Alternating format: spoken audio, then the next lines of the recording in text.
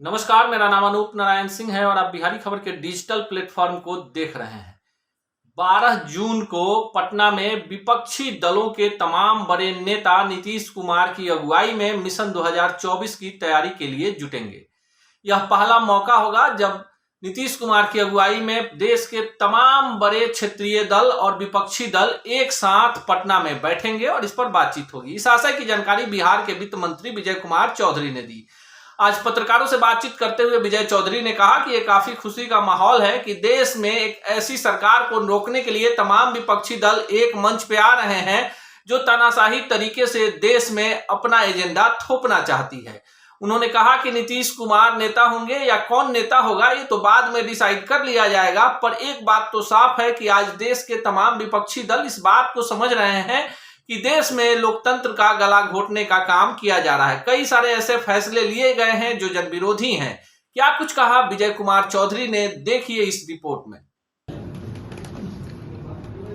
ये तिथि और जगह तो एक तरह से घोषित हो ही चुकी है कि 12 तारीख को पटने में अधिकांश विपक्षी दलों की बैठक होगी, जिसमें आगे के रणनीति पर विचार होगा कि लोकसभा चुनाव में कैसे गैर भाजपा सभी विपक्षी दल एकजुट होकर आपस में एकमत होकर कैसे लड़ें, उस पर बातचीत होगी।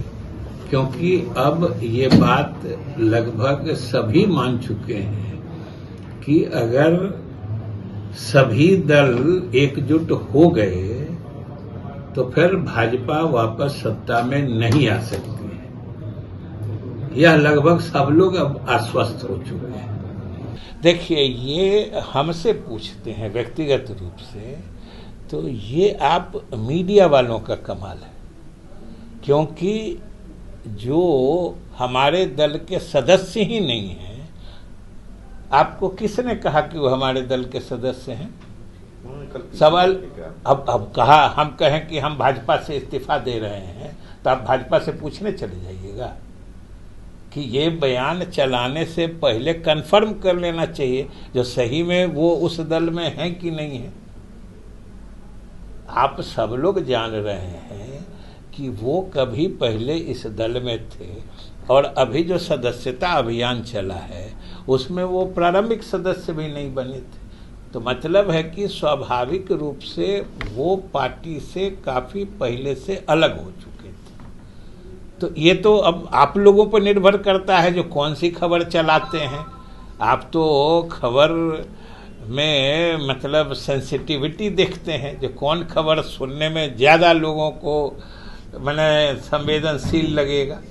ये लिख दीजिएगा कि जिस पार्टी के उस सदस्य ही नहीं है उससे इस्तीफा दिया, तो आपका समाचार सुनेगा कौन? इसलिए कहिएगा कि जदयू से इस्तीफा दे दिया। अरे वो जदयू में थे कहाँ जो इस्तीफा दिया? देखिए, ये जो कर रहे हैं कि हर कैपिटल में एक एक यूनियन मिनिस्टर आके और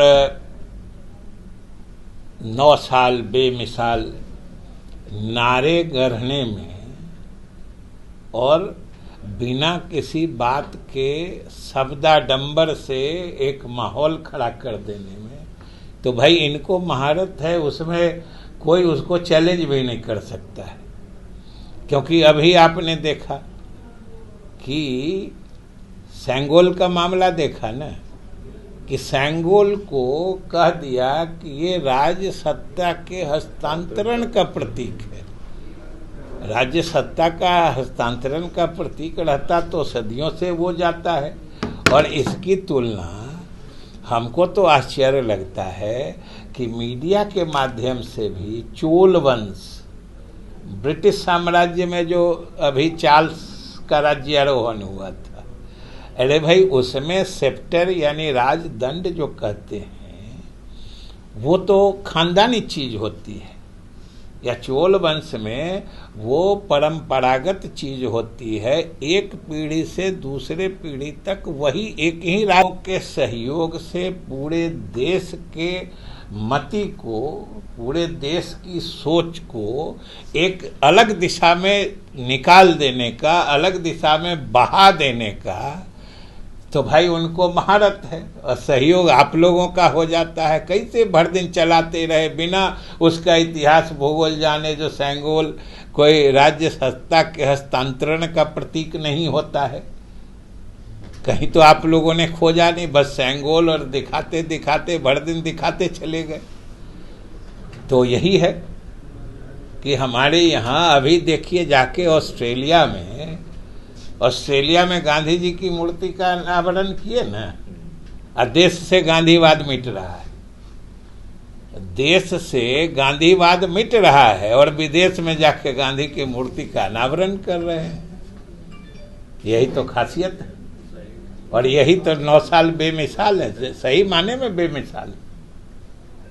ऐसा आज तक कभी नहीं होता था कि देश को गांधी के रास्ते से अलग करने की कोशिश। बेमिसाल तो है, बेमिसाल है, और इसको जरूर देश की आने वाली पीढ़ियां याद रखेंगी, जो कब इस देश को गांधी के रास्ते से भटकाने की कोशिश की गई थी। यही बेमिसाल है।